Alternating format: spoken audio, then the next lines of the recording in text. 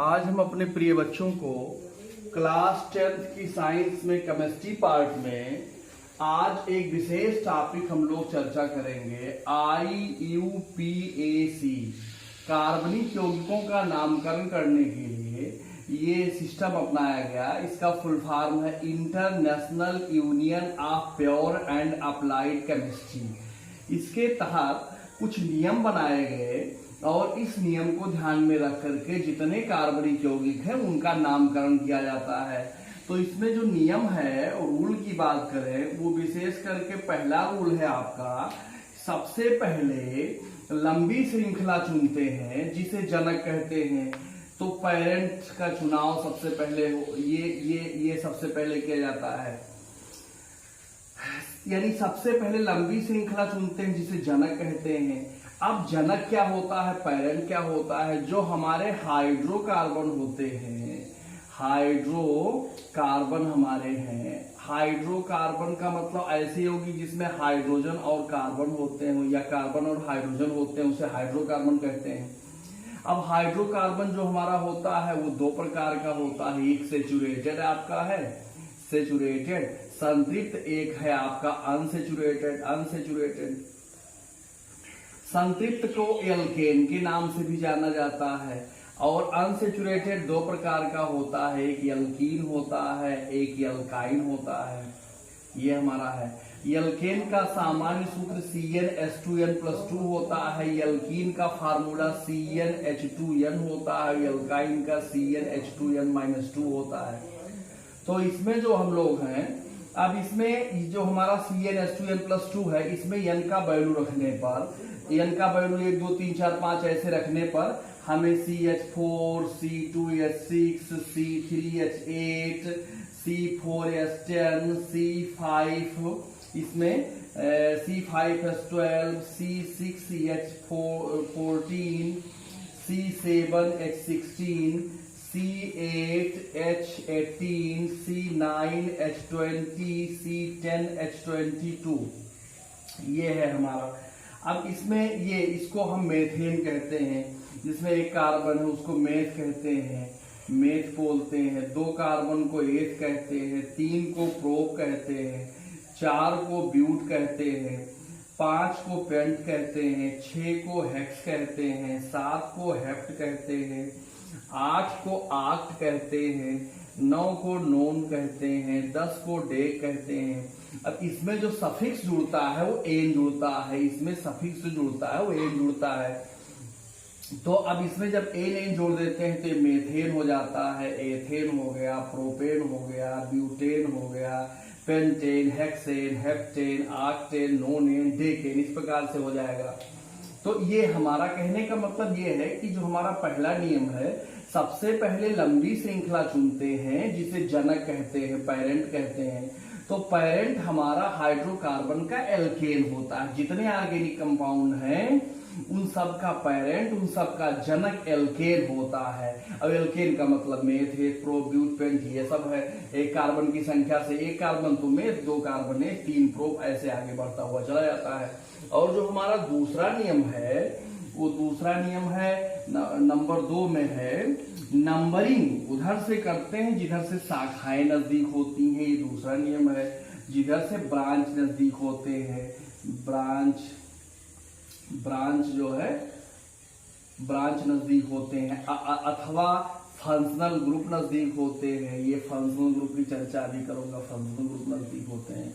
तो अब इसमें हम लोग जो है ये, अच्छा एक चीज और जान ले कि जैसे CnH2n+2 से जब हम लोग नाम लिखते हैं तो इससे जो प्राप्त हुआ यौगिक उसमें n लगाते हैं।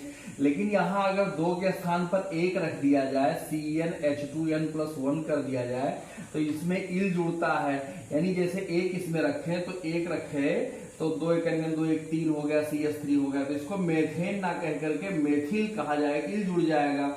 C2H5 2 रखें तो इसको एथिल कहा जाएगा। इस बात का हमें विशेष रूप से ध्यान रखना है। इसको हम एल्किल कहते हैं। अब हम कुछ एग्जाम्पल ले करके जो है नामकरण शुरू करते हैं। जैसे ये हमारा है CH3 single bond CH single bond CH3 CH2 ऐसे, ये आपका CH3 है। अब इसका IUPAC नामकरण करना है। तो तो हम देखेंगे सबसे पहले लंबी श्रृंखला चुनते हैं, और लंबी श्रृंखला में जितने कार्बन आएंगे उसी को हम पेरेंट कहेंगे, जनक कहेंगे। तो इसमें दिखाई दे रहा हमें 1 2 3 4 कार्बन, जनक हमारा जो है वो ये ब्यूट हो गया। अब इसमें हमें जो है नंबरिंग उधर से करना है जिधर से शाखाएं नजदीक होती हैं। तो शाखा हमें ब्रांच जो है इधर से नजदीक दिखाई दे रही है, 1 2 3 4 हो गया। अब इसमें 2 पर मेथिल है, तो हम इसका नामकरण ऐसे करेंगे 2 मेथिल ब्यूटेन, ये हमारा हो गया। इसमें जो संख्या है इसको लोकेंट कहते हैं, ये लोकेंट है। लोकेंट का मतलब होता है स्थान निर्धारण अंक, स्थान निर्धारण अंक बोलते हैं। और ये जो आपका डैश टाइप है ये हाइफन है, आपका ये हाइफन है लोकेंट, लोकेंट ये हाइफन है। और ये आपका प्रीफिक्स है, ये आपका प्रीफिक्स है, और ये आपका पेरेंट है। इस प्रकार से लोकेंट, हाइफन, प्रीफिक्स, पेरेंट, इतनी चीजें इसमें होती हैं। इस प्रकार से इसका नामकरण किया जाता है। अब हम लोग जो है कुछ सांकेतिक जो अल्फाबेट वाला है, जो बॉन्ड लाइन फार्मूला है, थोड़ा उस पर भी चर्चा कर ले, उसका नामकरण कैसे किया जाता है। जैसे हमारा ये सी है, ये हमारा सी है, सी के बाद जो है ये हमारा ई है, ये हमारा एफ है, ये हमारा जी है, ये एच है, ये हमारा आई है, ये हमारा जे है, ये हमारा के है, ये यल है, ये यम, ये यन। अब ओ तो बंद है, क्लोज है। आर यस हो गया, यस के बाद टी हो गया, यू हो गया, V W X Y Z. अब हमें इसका नामकरण करना है, अब हमें इसका नाम लिखना है। ये बॉन्ड लाइन फार्मूला वाला है। तो इसमें हम जितने कोने दिखाई दे रहे हैं, जितने कोने दिखाई दे रहे हैं उतने कार्बन है। जैसे यहाँ 1 2 3 4 कोना दिखाई दे रहा है, इसका मतलब इसका नाम हो गया ब्यूटेन। और हमें इसका नाम लिखना है, तो इसमें 1 हो गया आपका, ये आपका जो है ये 1 हो गया, यहाँ 1 हो गया आपका, 1 2 3। अब इधर तो हम जाएंगे नहीं, चूंकि इधर हमें जो है एक कार्बन दिखाई दे रहा है, और हम वो रूट सेलेक्ट करते हैं जिधर हमें नंबर ऑफ कार्बन ज्यादा दिखाई देते हैं। तो ये हमारा हो गया 4, ये हमारा 5 हो गया। अब ये ब्रांच हो गया, तो इसका नाम हो गया 3 मेथिल पेंटेन, इसका नाम हो गया। इसका नामकरण करना है 1 2। अब इधर से नंबरिंग करेंगे, 3 पर ब्रांच आएगा, तो हम नंबरिंग उधर से करते हैं जिधर से शाखाएं नजदीक होती हैं। तो ये हमारा 1 हो गया, 2 3 4 हो गया। तब इसका नाम हो गया 2 मेथिल ब्यूटेन हो जाएगा इसका नाम। इसका नाम लिखना है 1 2 3 4 5 6 7, इसका नाम हेप्टेन हो जाएगा। इसका नाम 1 2, चाहे इधर जाना पड़ेगा, 3 चाहे ऊपर जाओ चाहे नीचे जाओ, 4। तो यहाँ 2 3 डाई मेथिल और ब्यूटेन हो गया आपका। ये जो इसका नाम है वही आई का भी नाम होगा, आई और एच सेम है, क्योंकि इसको घुमा देने पर एच की तरीके से हो जाता है। इसका नाम 1 2 और ये 3, ये आपका 3 है, 3 4 5। अब ये हो जाएगा आपका 2 मेथिल पेंटेन हो जाएगा। इसका नाम लिखना है 1 2 3, ये आपका प्रोपेन हो गया। 1 2 3 4, ये आपका ब्यूटेन हो गया। इसका नाम 1 2 3, ये 2 मेथिल प्रोपेन हो गया। 2 मेथिल प्रोपेन हो गया आपका, ये हो गया। इसका नाम 1 2 3 4 5 6, इसका नाम आपका हेक्सेन हो गया। 1 2 3 4, ये आपका ब्यूटेन हो गया। इसका 1 2 3 4 5, ये आपका पेंटेन हो गया, पेंटेन हो गया। 1 2 3, ये आपका प्रोपेन हो गया। यहाँ 1 2 3 लिखना है, तो 2 पर 2 बार मिथिल दिखाई दे रहा है, तो 2 डाई मेथिल प्रोपेन हो गया, ये आपका हो गया। 1 2 3 4 5, ये आपका पेंटेन हो गया। यहाँ 1 2 3, ये 2 डाई मेथिल प्रोपेन हो गया, ये आपका। यहाँ 1 2 3 है, जो टी का है वही इसका भी हो जाएगा, वाई का। ये आपका 2 मेथिल प्रोपेन हो गया, 2 मेथिल प्रोपेन हो गया। ये आपका 1 2 3 4, ये आपका हो गया ब्यूटेन हो गया, ये आपका ब्यूटेन हो गया, ब्यूटेन हो गया। इस प्रकार से ऐसा नामकरण किया जाता है। कुछ एग्जाम्पल हम और लेते हैं, कुछ एग्जाम्पल्स हम और ले लेते हैं।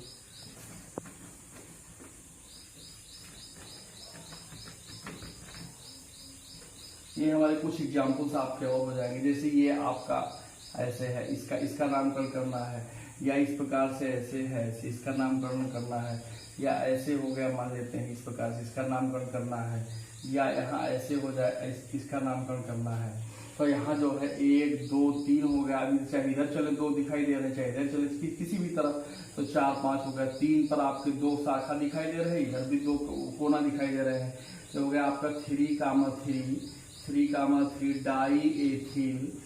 डाई एथिल और 3,3 डाई एथिल, और ये पेंटेन हो गया आपका पेंटेन। इसका नामकरण करना है 1 2 3 4 5 6 7 का मतलब ये आपका हेप्टेन हो गया।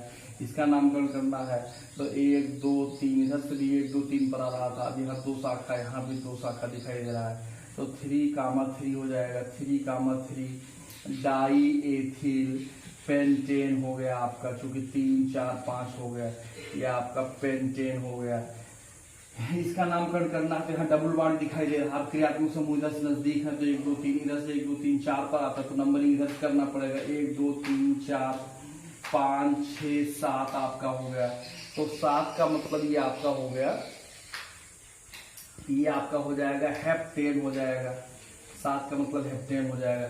तो इस प्रकार से बॉन्ड लाइन फार्मूलों का नाम लिखा जाता है।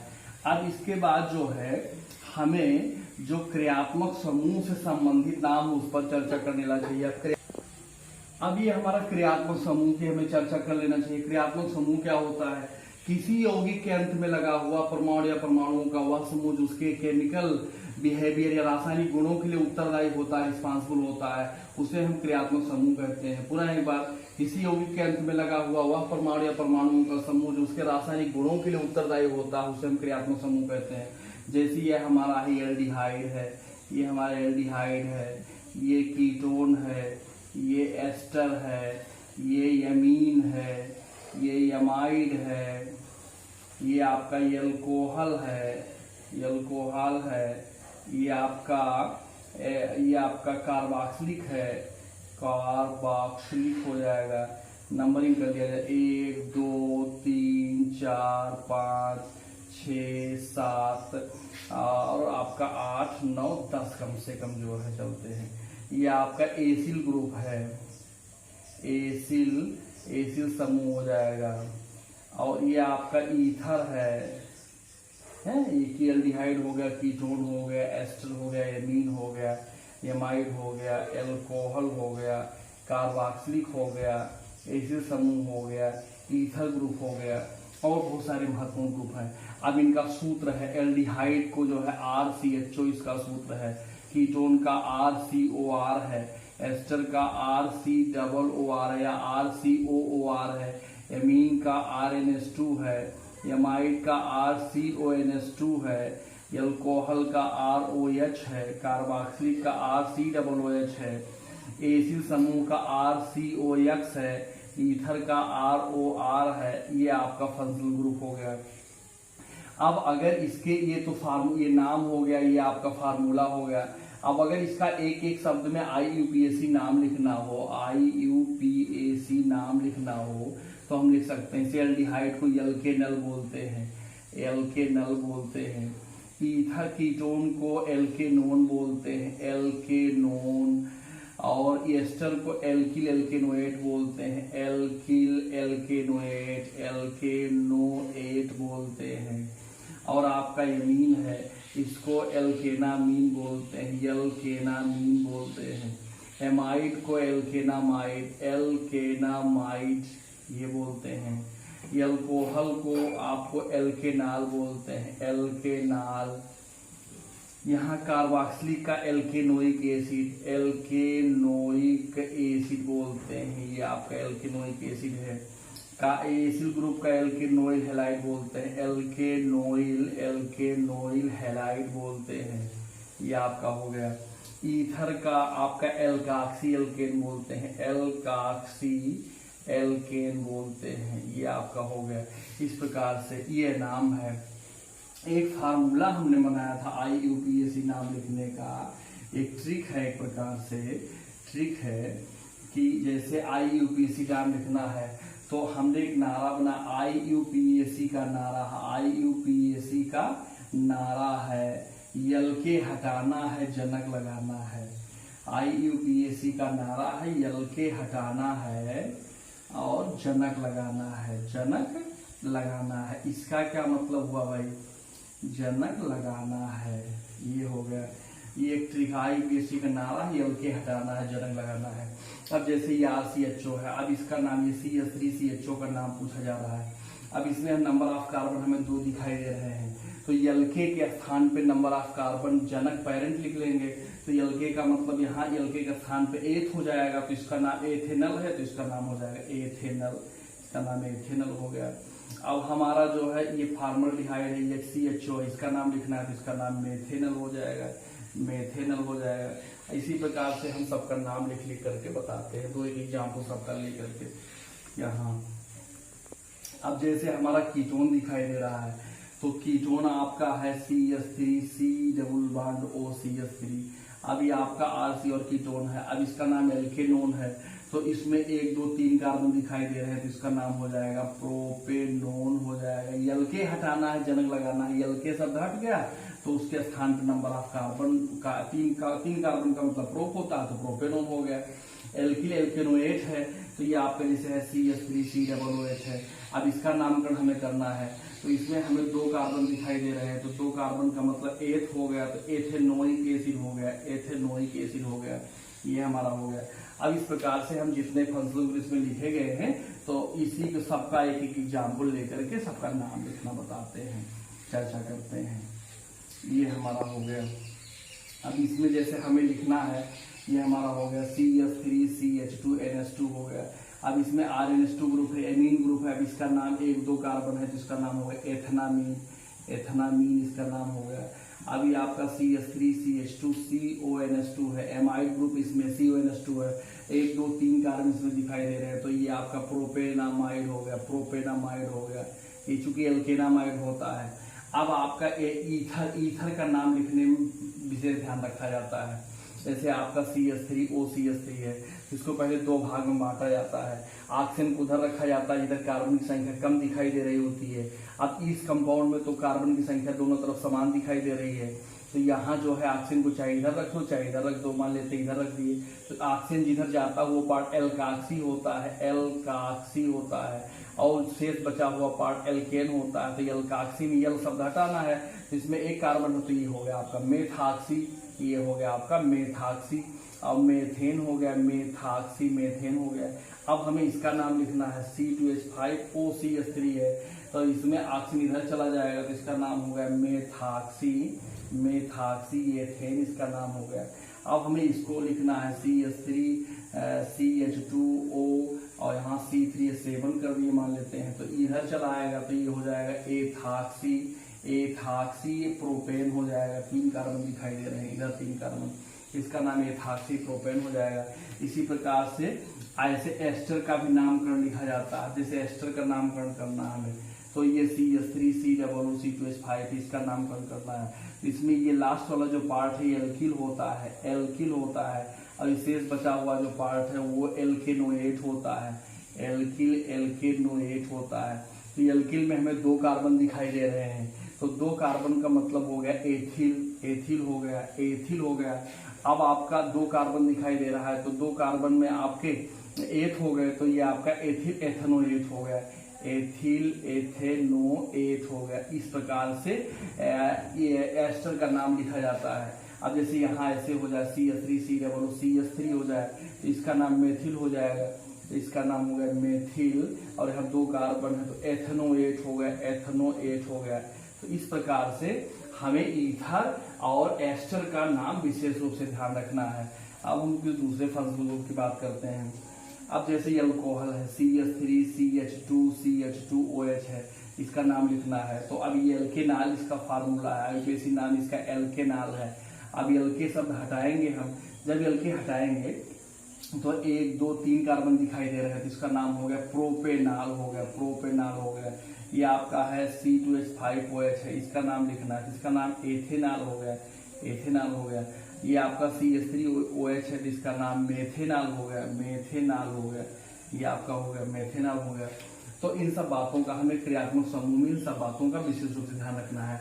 अब कभी कभी क्या होता है, नाम लिखा रहता है और जो है उसका स्ट्रक्चर्स बनाना होता है। जैसे आपका है ये 2-मेथिल प्रोपेन है, ये 2-मेथिल प्रोपेन हो गया, ये आपका आ गया। अब इसका हमें स्ट्रक्चर्स बनाना है। अब हम स्ट्रक्चर बनाने में क्या करेंगे, जैसे हमारा जो है ये प्रोप है, सबसे पहले हम पेरेंट को देखते हैं। तो इसमें 3 कार्बन, प्रोप का मतलब 1 2 3 कार्बन हो गया, 1 2 3 कार्बन हो गया। अब इसमें हम नंबरिंग चाहे इधर से करें चाहे इधर से करें, कोई दिक्कत नहीं है। अब हम इसमें 2 पर मेथिल दिखाई दे रहा है तो 2 पर मेथिल लगा लिए, सिंगल लाइन है, एन है तो सब जगह सिंगल लाइन लगा लिए, 2-मेथिल प्रोपेन हो गया ये। अब इसमें हमें हाइड्रोजन को व्यवस्थित करना है बैलेंसी सेटिस्फाई करने के लिए। तो इसमें आपका 4 कार्बन की 4 बैलेंसी होती है, कार्बन की 4 बैलेंसी होती है। जिससे 1 है तो 3 हाइड्रोजन हो गए, 3 1 4 हो गया, यहाँ 1 2 3 है, 1 हो गया, यहाँ CH3 हो गया, 3 1 4 हो गया। इस प्रकार से हम कुछ एग्जाम्पल लेकर के और इसको समझाते हैं।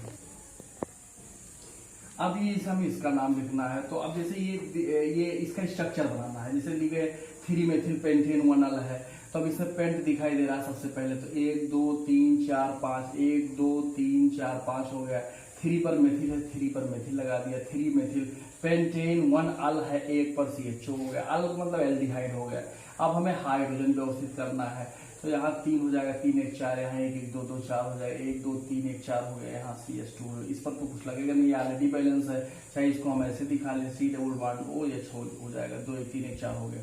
अब इसका नाम लिखना है 2 डाइमेथिल पेंटेनल है, तो 1 2 3 4 5, 1 2 3 4 5, ये पेंट हो गया, पेंट के नाते। अब यहाँ आपका 2 डाइमेथिल है, तो 2 डाइमेथिल मतलब यहाँ मेथिल हो गया, यहाँ मेथिल हो गया, 2 डाइमेथिल हो गया। पेंटेनल है, अल माने CH2 हो गया, ये आपका हो गया। यहाँ भी हाइड्रोजन व्यवस्थित करना है, 3 ये 2 हो जाएगा या 2 हो जाएगा, यहाँ कुछ करना नहीं है। इसमें 2-मेथिल पेंटेन, तो इसमें 1 2 3 4 5, 1 2 3 4 5 हो गया, पेंट हो गया। 2-मेथिल है तो 2 पर मेथिल लगा दिया, 2-मेथिल पेंटेन, एन का मतलब सब सिंगल बॉन्ड लग गया। यहाँ 3 हो गया, यहाँ 3, यहाँ 2 हो जाएगा, यहाँ 1 1 2 2 4 हो गया, 1 2 3 1 4 हो जाएगा, यहाँ 3 हो जाएगा। इसका नाम लिखना है पेंट है, तो 1 2 3 4 5, 1 2 3 4 5 हो गया। अब यहाँ 1 क्लोरो है तो 1 पर क्लोरो लगा दिया, फिर 1 पेंटीन है, 1 पर इन लगा दिया, 4 पर आइन है तो 4 पर यहाँ आइन लग गया, 3 बार। अब इसको यहाँ हो जाएगा, ये ऑलरेडी 3 1 4 है, यहाँ 1 1 2 2 4 है, यहाँ 2 1 3 1 4 हो जाएगा, यहाँ 2 1 3 1 4 हो जाएगा, इस प्रकार से। तो आशा करता हूँ कि आज ये क्लास 10th के स्तर का IUPAC पढ़ाया गया, बच्चों को समझ में आया होगा। अगर समझ नहीं आया होगा तो कमेंट बॉक्स में लेकर के जरूर बताएं, फिर हम पूरा प्रयास करेंगे। धन्यवाद।